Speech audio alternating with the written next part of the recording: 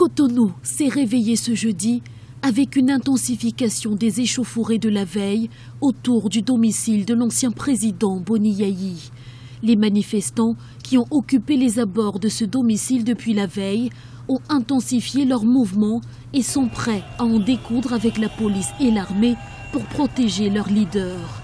Une scène de guérilla qui a duré plusieurs heures avant que la situation ne tourne en faveur des forces de l'ordre. À travers la manifestation des populations, voilà un chef d'État qui est élu et qui a oublié que c'est le peuple qui l'a élu et qui est en train de massacrer son peuple.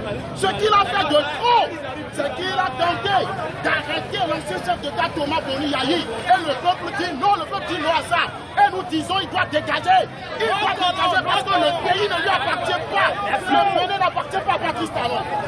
L'opération commando de ce jeudi n'a pas manqué de faire des victimes. On annonce 4 morts et plusieurs blessés par balle, dont les rangs des manifestants. Les abords du domicile de l'ancien président, désormais encerclés.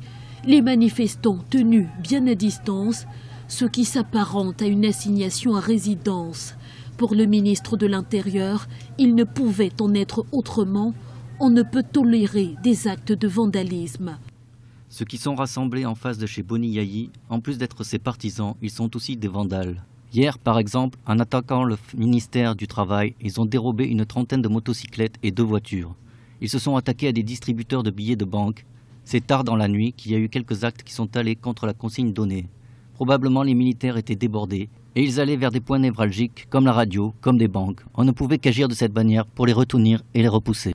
À l'origine de cette crise, l'élection législative du 28 avril dernier, où seuls 2 partis proches du président Patrice Talon ont été autorisés à y participer.